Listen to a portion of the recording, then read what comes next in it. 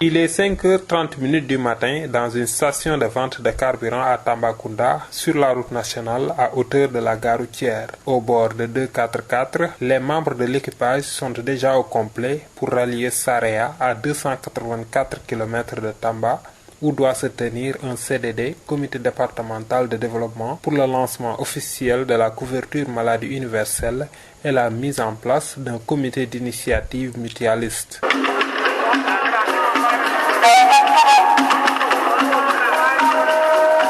À 9h30, on est déjà à Kédougou, après avoir traversé le parc national Nyokolokoba pour prendre le petit déjeuner dans un tangana communément appelé chez le préfet.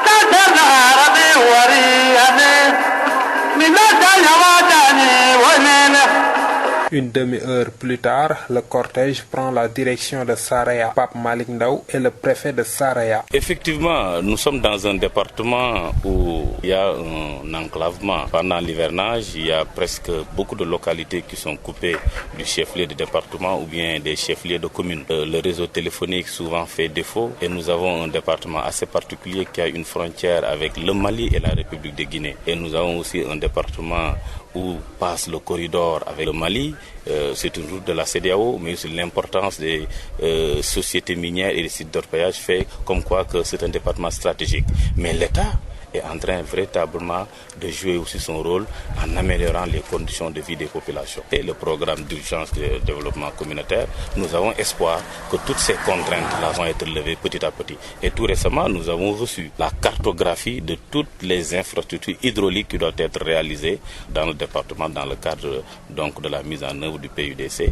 Et nous sentons aussi donc l'effort de l'État en matière de désenclavement, parce que des pistes rurales sont en train d'être aussi faites dans le cadre du PNDL. Le réseau téléphonique aussi commence à s'améliorer petit à petit, surtout dans les zones où il y avait une insécurité, dans les zones d'orpaillage. Globalement, nous avons senti une amélioration de toutes les conditions de vie des populations. C'est ici que le directeur national de l'agence couverture maladie universelle a annoncé une bonne nouvelle pour les Kédovins. Et je voudrais ici annoncer que dès notre retour à Dakar, nous allons nommer les coordonnateurs des services régionaux de la couverture maladie universelle. Et j'ai décidé que le premier coordonnateur qui sera nommé sera celui de la région de Kédougou. C'est pour un symbole, pour donner l'exemple et pour montrer l'importance que nous accordons aux régions qui sont éloignées de Dakar. Pour dire qu'elles sont dans le programme de couverture maladie universelle au même titre que les départements de Dakar, Rufisque, de Pikine ou de Thiès. C'est important et je voudrais que les populations de Saraya le sachent. Je voudrais que partout à travers le pays, les populations qui sont dans les zones rurales sachent que ce programme est le leur. Saraya regorge bien des potentialités dans son sous-sol, mais l'insécurité y est grandissante. Gouda Soumaré est le maire de Saraya. En pagaille, ça vous avez raison. Le Saraya, c'est ça. L'insécurité est vraiment totale dans ici. C'est l'or. C'est-à-dire que quand vous êtes à Kharahena, vous êtes à Sambarambou, les gens se surveillent. On voit comme ce Diallo a vendu son or. Bon, il a par exemple 20 millions, il a 10 millions. Il y a des gens qui vous surveillent. Alors, ils attendent la tombée de la nuit. Ils vont jusque dans les villages pour chercher M. Diallo et l'agresser pour lui suturer son argent. Ou bien alors, ils font des barrages sur les routes. Parce qu'ils savent que des fois aussi, il y en a qui ont de l'or.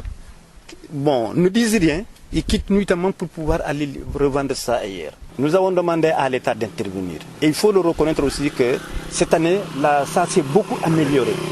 Il faut le reconnaître. Parce qu'ils ont mis des comment ça s'appelle, des postes de gendarmerie un peu partout.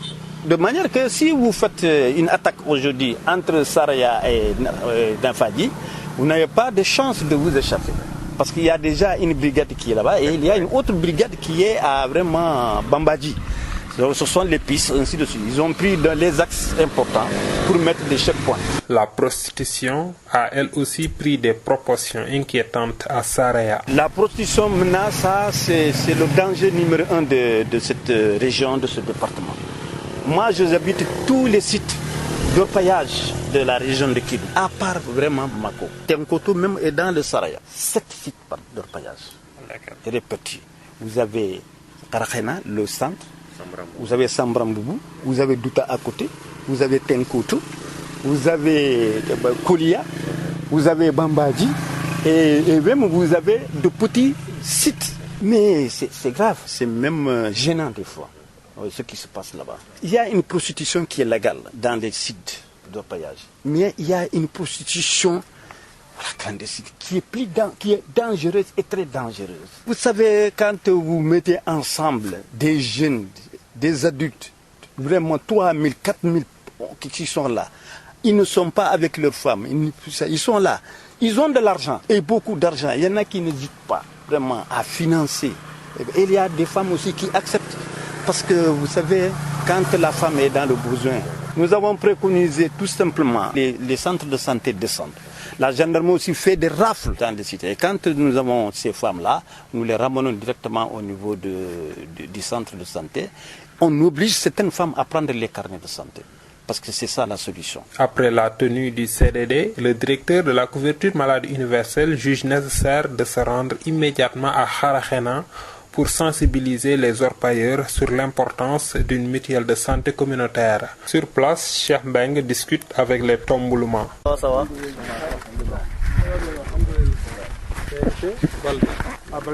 va, vous allez bien? Ça va,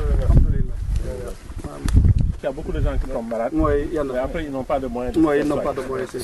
Alors donc le programme qui a été mis par le président, c'est de dire que maintenant on va créer des mutuelles de santé. Donc, le principe des mutuelles de santé, c'est que chacun cotise 3 500 francs et l'État ajoute 3 500 francs. Ça fait donc une cotisation de 7 000 francs par personne et par an. Et c'est donc ça qu'on met dans la caisse de la mutuelle. Et ce sont les membres de la mutuelle qui gèrent leur caisse. Mais avec un compte ouvert dans une banque ou dans une institution financière. Alors, donc chaque fois que quelqu'un est malade et qu'il va se faire soigner au centre de santé, au poste de santé ou à l'hôpital, la mutuelle supporte 80% des frais. Et donc la personne malade ne paye que 20%. Donc, quelque chose qui est déjà dans mes programmes. Mais c'est-à-dire je ne peux pas me presser à la parole avant de démarrer. Attendre le moment venu. Voilà. Mais c'est quelque chose qui est déjà dans mon programme, dans le statut du projet. C'est quelque chose qui a été bellement mentionné. Donc une fois quand je vais en Espagne, c'est pour dans une semaine. Mais au retour, là je vais venir avec le bailleur. Voilà, là ça va plus, c'est même plus large. C'est-à-dire que c'est un bailleur qui vient pour une exploitation et qui va même aider. C'est ça. Le chef de village de Kharakhena a déploré le fait qu'il n'y a plus d'espace de réserve de gisement pour se procurer du métal précieux l'or. C'est Mohamed Keita. C'est le chef de village. C'est moi qui est le chef de village de Kharakhena. Actuellement, on est trop fatigué parce qu'on n'a pas d'espace. L'espace qu'il m'a donné, l'espace là c'est fini. Et surtout, maintenant, nous on est en train de dire ça à l'État pour augmenter un peu. Sinon, cette année, il n'y a rien ici à Kharakhena. L'année dernière, il y en a. Mais cette année, il n'y a rien. Qui a occupé l'espace? Bon, les Blancs. Oui, c'est le Blanc. Il a tout récupéré. Maintenant, vous n'avez rien? On n'a rien actuellement. Okay. Oui. Là où il a donné, donc là-bas, c'est fini. Ici, il y a combien de nationalités ici? Oui, il y a beaucoup parce qu'il y a Malien, il y a Burkinabé, il y a Ghanéen, il y a Gambien, bon, Guinéen, Nigérien, il y a tout. Presque tous les pays qui sont là. La population, à combien vous l'estimez, le nombre d'habitants présentement ici à Kharakhena? Minimum. Bamaran, c'est presque moko tatafo moko wasagla. 8 000. Oui. 8 000 habitants. Oui. Bon, il y a la sécurité parce qu'il y a la gendarmerie ici. Bon, au Djoura, la sécurité, c'est nous ici, c'est un mouvement. Au bout de quelques minutes de visite et d'échange, on embarque pour Kédou. Au second jour du périple, la délégation emprunte la piste qui mène vers Salémata, distante de 82 km. Avant que le ciel ne réouvre ses vannes, les reporters ont su prendre quelques images des panneaux de l'hôpital Ninefecha, du domaine agricole communautaire Itatou et à Ibel où on aperçoit des installations pour une usine de fabrique de marbre. Sous la forte pluie et les eaux de ruissellement, le chemin devient de plus en plus complexe. Non.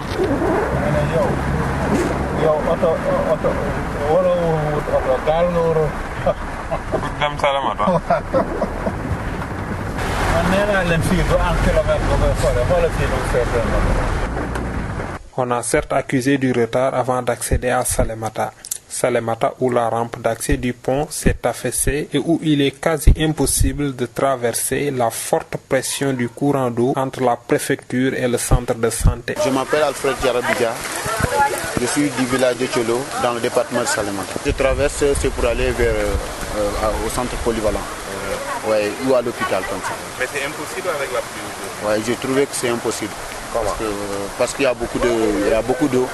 Donc les gens ne peuvent pas traverser. Donc de l'autre côté, le pont qui est coupé. Donc les gens ne parviennent pas à passer. Le pont qu'ils avaient construit, donc c'était un peu petit. La dimension était petite. Les populations ont besoin d'aller voir les malades qui sont à l'hôpital. Tu vois, les mamans qui sont là sont restées ici. L'hôpital c'est de l'autre côté. Actuellement, il y a même un décès qui est là-bas. Donc la maman veut aller voir la personne qui est décédée. Donc elle ne parvient pas à aller. Donc je demande vraiment à ce que les autorités administratives pour qu'ils puissent vraiment réagir. Salémata est l'un des départements les plus enclavés et éloignés de la capitale Dakar. Mamadou Khouma est le préfet de Salémata. Bon, c'est vrai qu'on dit souvent que Salémata fait partie des départements les plus éloignés du pays, de la capitale, mais aussi que Salémata est un département à problème, un département où il manque de tout. Mais Salémata, c'est un département du Sénégal au même titre que les autres départements de ce pays. On dit que Salémata est un département difficile, mais il est préférable que les autorités de ce pays descendent sur le terrain pour savoir que ces populations vivent dans des conditions difficiles, mais elles font tout pour se relever et pour sortir de ces difficultés. Pour la santé, c'est vrai qu'on l'a dit, Salémata a un centre de santé, mais un centre de santé qui n'a pas de bloc.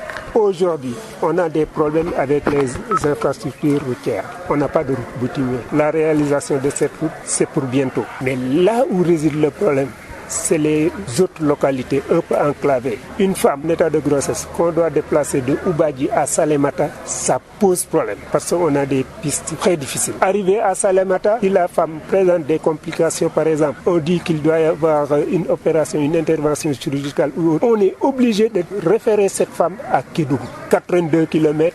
Parfois, s'il pleut le matin, vous avez fait la route. Il y a des moments où il pleut, la route elle est coupée, on ne peut pas passer. On est obligé d'attendre 1 heure, 2 heures de temps pour pouvoir passer.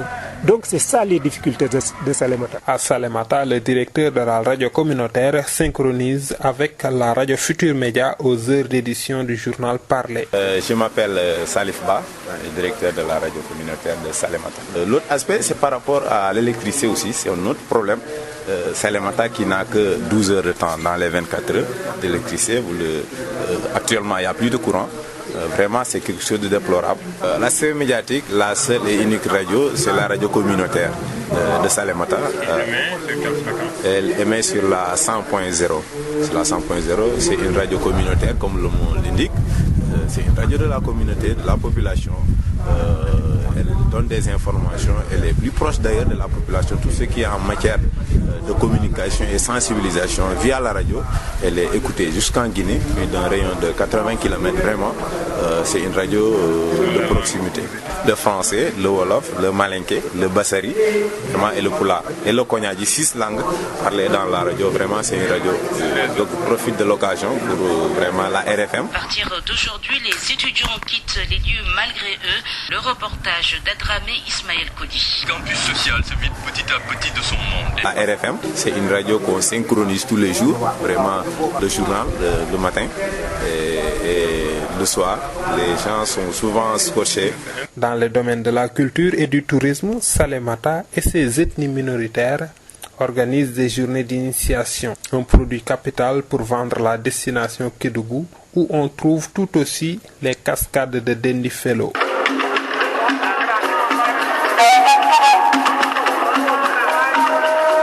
Ainsi se referme la première phase de Clando qui a pris la direction Tamba, Kédougou, Saraya, Salémata, Tambacounda. Vous aurez très prochainement l'étape Tambacounda-Bakel, Bakel-Goudiri, Goudiri-Tambacounda. Ayadara,